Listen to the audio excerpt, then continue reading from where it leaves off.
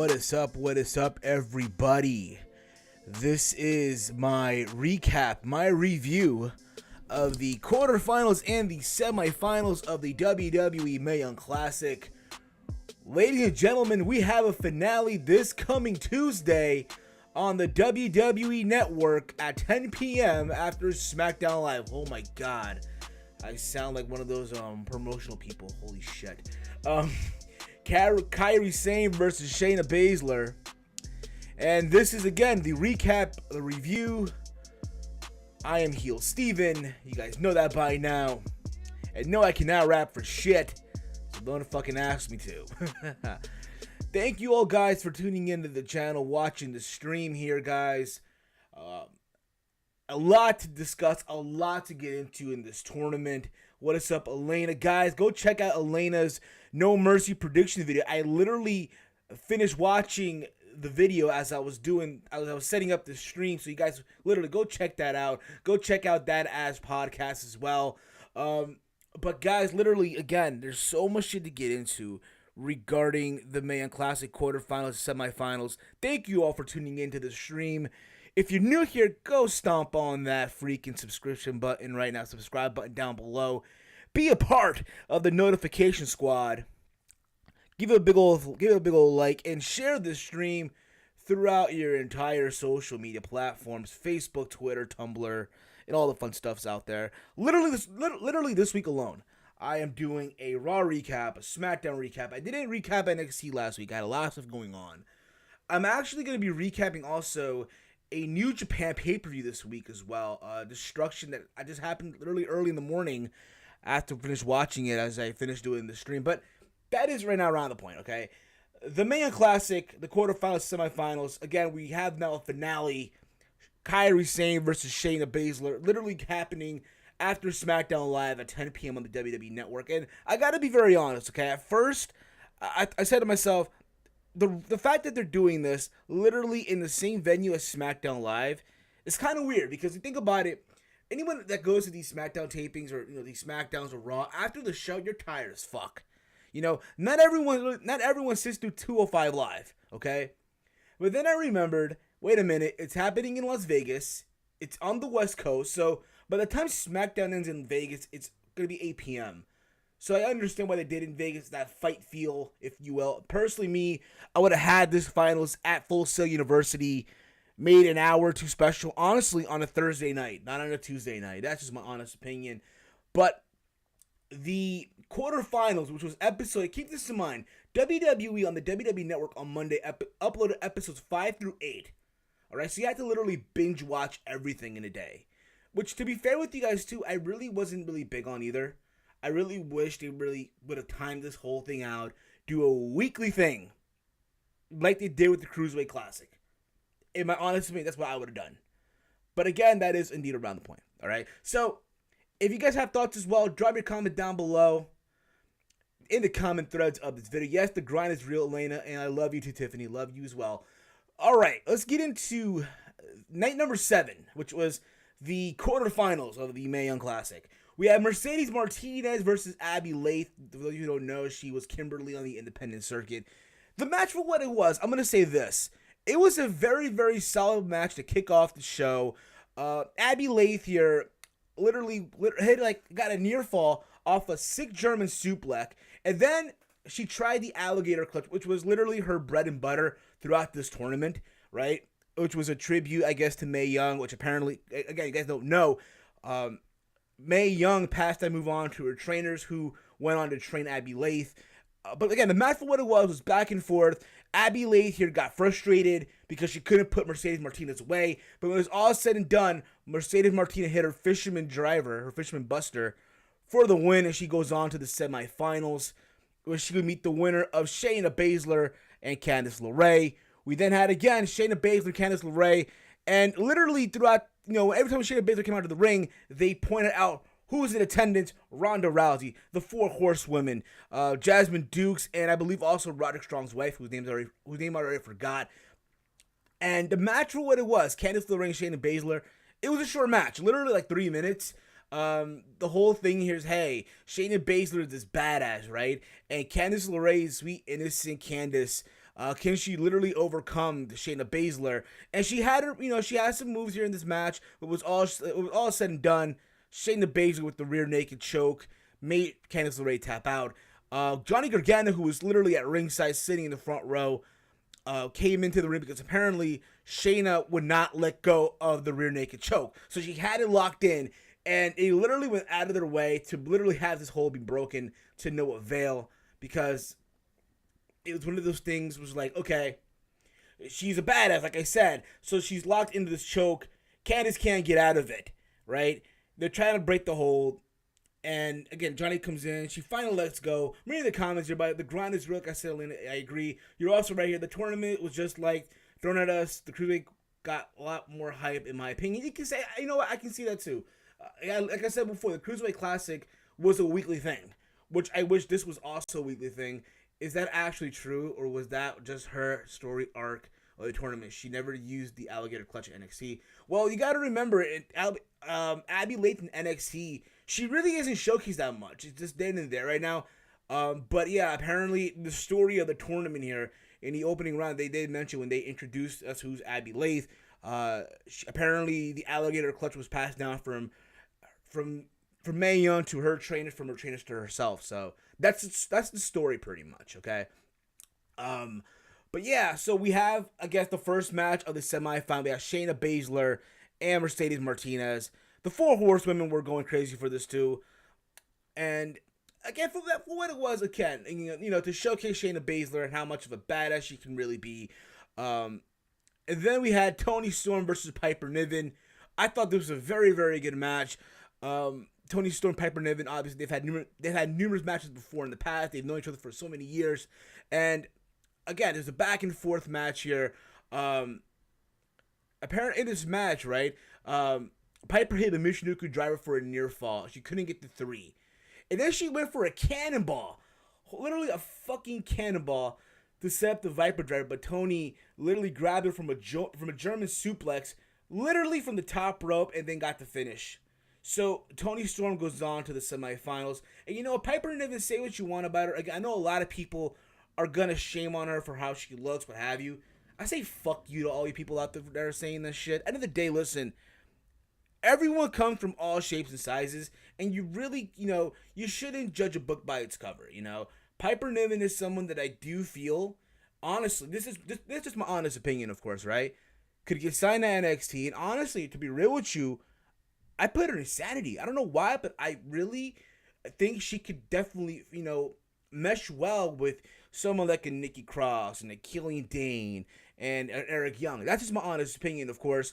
But again, this match, for what it was, a very, very good match. And Toni Storm, again, goes on to the semifinals, where she would end up meeting the winner of Kairi Sane and Dakota Kai. Also, in this whole thing as well, you see, they play a video package of Ronda Rousey, Jasmine Dukes, and I guess it was Roddy's wife, as they're leaving, right? And they roll for an interview.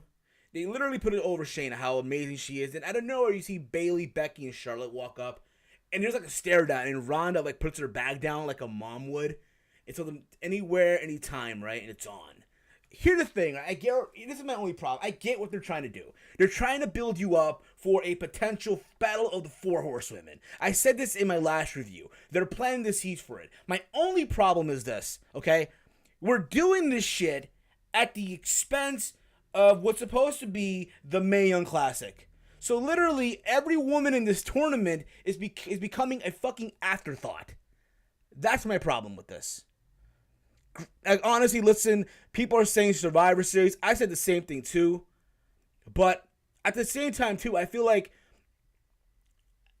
I don't know how long, or I don't know how much or how far Ronda has gone to her training. Because I did hear, yeah, she trained to become a professional wrestler. Will it be a one-off thing? I'm not really sure. End of the day, listen, I get why Ronda is there, not just because, hey, that's, Shayna Baszler's friend. And one thing I hate too, they're making Shayna Baszler like the biggest thing in MMA when she was. In reality, was Shayna Baszler in the top 10 of the, in the UFC's women's bantamweight division? Yes, but she wasn't like top 5 or top 4. She was like in the bottom, like number 7, number 10. Last time I remember, Shayna Baszler was getting her ass handed to by Betchka Hera and actually who fought literally yesterday, Valentina Shevchenko.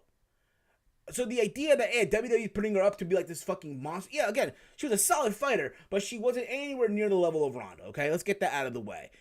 Again, I get why Ronda's there again, because, hey, that's, Shayna's friend, they've been friends for so many years, and I get it, hey, the idea is, hey, women have come so far to where they're at now, they're doing this tournament. I guess it would have been the same thing if they would have brought in Serena Williams, or someone that, again, was a big influence in women's sport. Ronda, when you think about it, yeah, she did put women's MMA on the map, so I kind of see why they have her there as an example of, hey, her and many other women as well that have paved the way, I guess. Something like that. But that's my honest opinion. Take it for what it's worth. Again, is the match going to happen? The 4 horsewomen of wrestling versus the 4 women. I'm botching right now. The 4 horsewomen of wrestling versus the 4 horsewomen of MMA. Yes. Again, people saying Survivor Series. I get why for that elimination match, but again, we don't know really how far is Ronda in her training.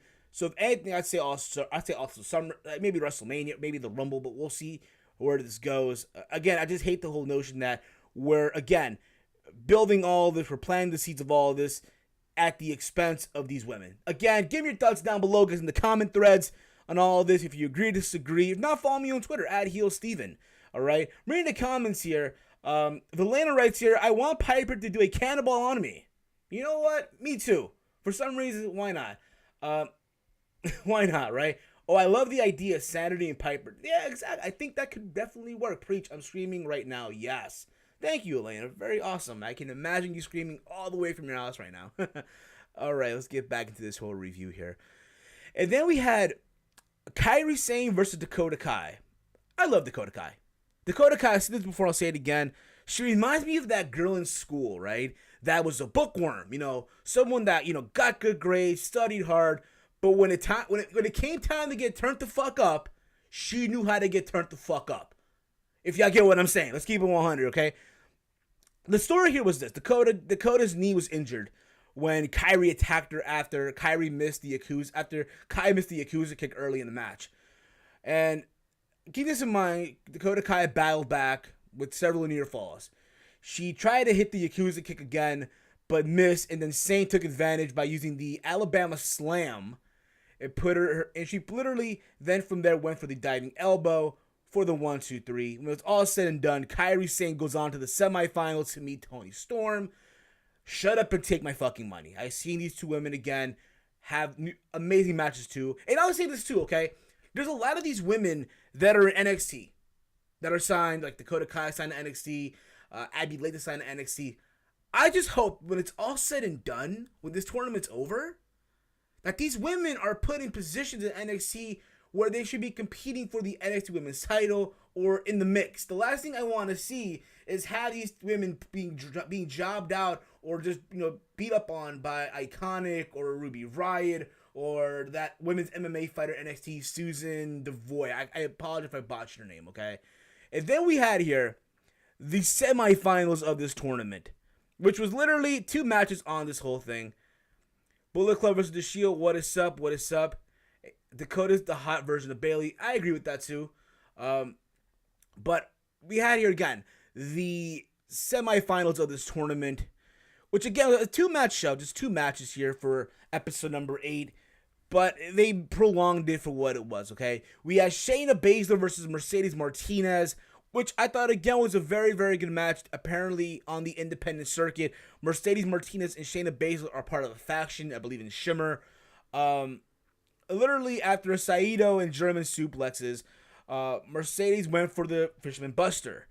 And literally Shayna here fought out of it with the Falcon Arrow and then just locked in the rear naked choke. But the story here is, well, hey, Mercedes Martinez gave Shayna Baszler a run for her money.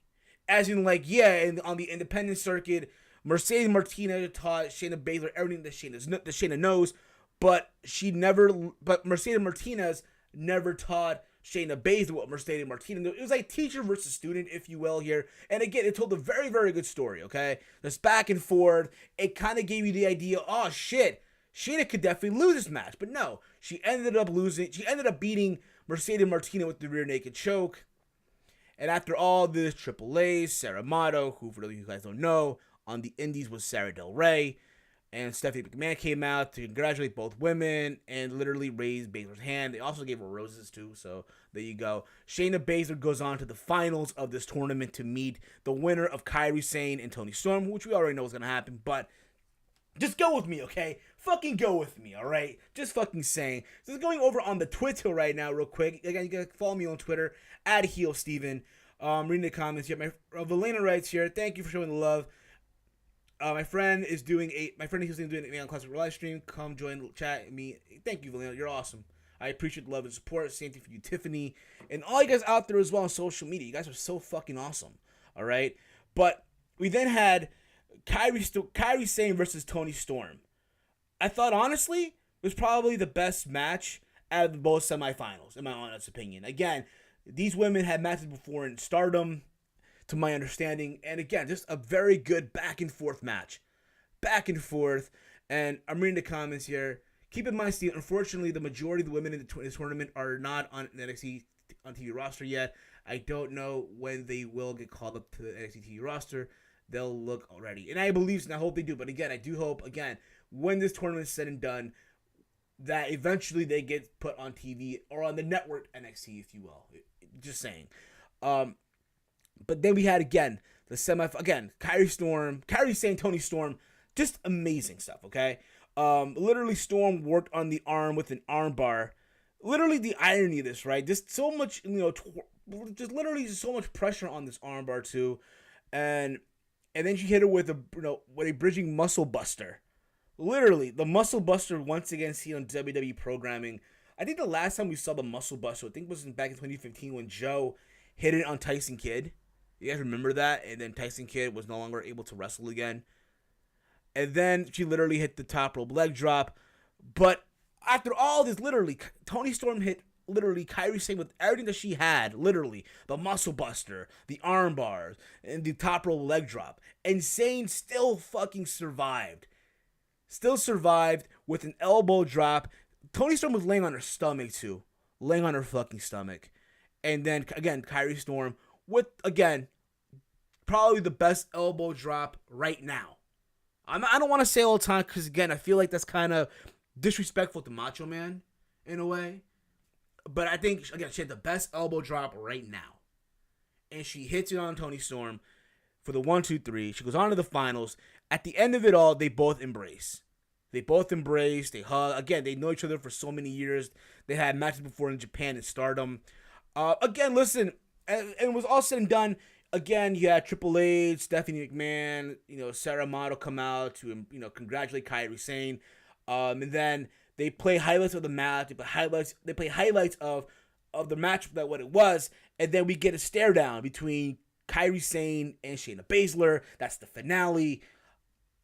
Here's the thing, too. I'm going to say this right now. I really hope WWE ends up signing someone like Toni Storm. I really, really do. And also Rhea Ripley. I feel like those are two women that they could definitely sign at NXT.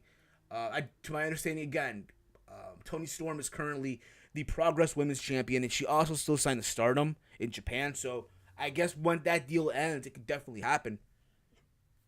Excuse me, I just had dinner a couple minutes ago. But that's around the point. But again, the finals itself, it's literally this Tuesday. It's Kairi Sane versus Shayna Baszler live after SmackDown Live. Here's the thing, right? People are saying Shayna Baszler going to win this whole thing. Honestly, I don't see it that way. I think what's going to happen is Kairi Sane, who is nice and innocent, is going to find a way to literally, beat Shayna Baszler. That's what I see happening. I'm going to say this too again. I said it before, I'll say it again. Listening to Kairi Sane's theme song, it literally makes me want to go on an adventure in my neighborhood. Like, literally get in my car, and just go on a fucking adventure, drive through the hood, and blast Kairi Sane's theme song. Read the comments here, okay? Bullet Club versus The Shield. Hi, guy. Hey, what's up, man? Andre Corbio writes here. The first I saw Kairi in Lucha Underground as the Black Lotus Triad, who are totally fucking awesome. I first saw, I meant. Rhea's apparently signed. I didn't know that. Great, awesome. And I hope against someone like her, she could definitely be a top contender once again she is on TV. I need them to sign baby Kaylee Ray. Exactly. I think she's someone that, again, it's kind of a misfortune of this tournament how someone like her gets eliminated in the first round. Andre Corbio writes here, I don't know why, but Kaylee Ray doesn't appeal to me for some reason. That's fine. It is what it is. But I think, again, she's just an amazing performer as well in the ring. For the guys who don't know, Kaylee Ray at one time was on TNA's British Boot Camp. So she's come a long way as well. But, again, we have a finale, folks. Kairi Sane, Shayna Baszler, Japan versus the U.S. Holy shit. Someone take my money. Guys, down below in the comments, give me your thoughts. Who do you see winning the tournament? Tony Storm is fucking 21. Holy shit. I agree too. Tessa Blanchard was also done dirty. I'll say this too. The fact that Tessa Blanchard and Kairi Sane was in the first round was like, wow, really? We're giving that match away in the first round. That could have easily been a semifinal match, in my honest opinion. Take that for what it's worth. Let me just take an open here of these Kickstarter. I'm drinking Mountain Dew Kickstart, by the way. Black Cherry.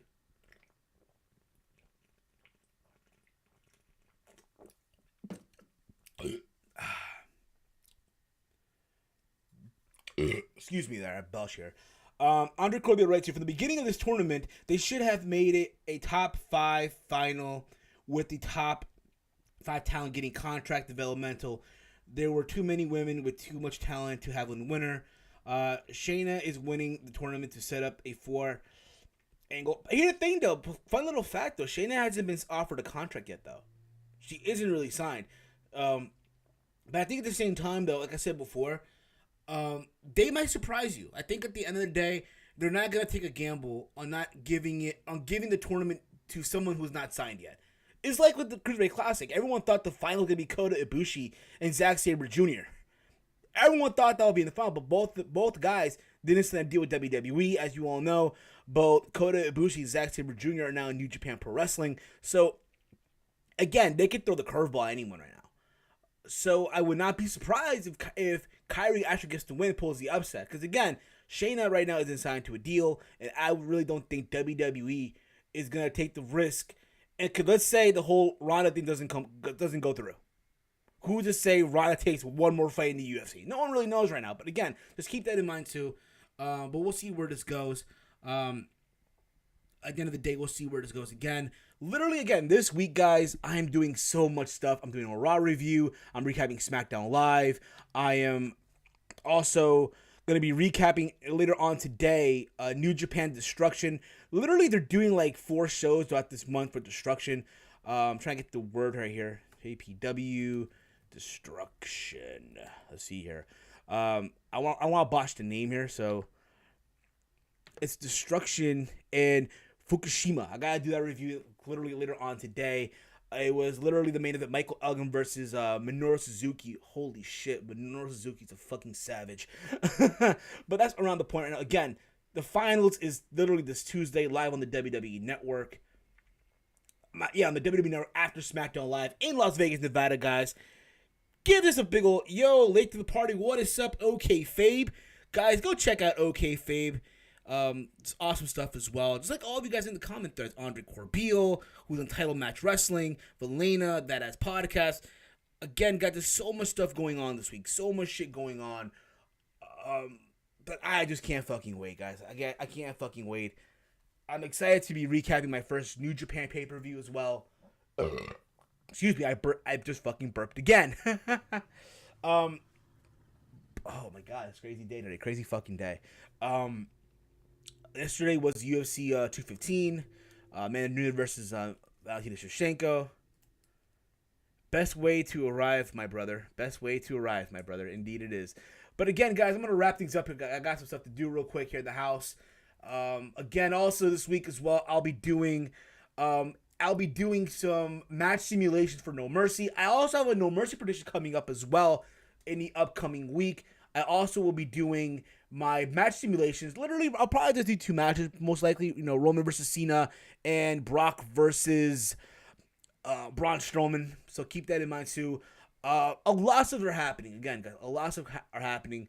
Hi, Connor. How are you? I haven't seen you on Twitter all day.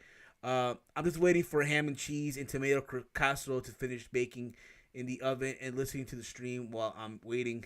Exhausted. I'm exhausted too. I had work. I literally today had work. Work today was a pain in the fucking ass. Working at a supermarket, period, is a fucking pain in the fucking ass right now, okay? Let me just tell you that right now. But again, guys, I am excited for this coming Tuesday.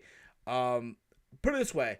I will recap the finale sometime Wednesday in the morning, or if not, by the afternoon time before NXT. That's going to go down. I also will recap SmackDown Live, so make sure you guys are tuned in for that. Again, guys, if you're new to the channel, hit that subscribe button. Stomp on that shit. Give a rolling elbow to the like button down below. Be a part of the notification squad.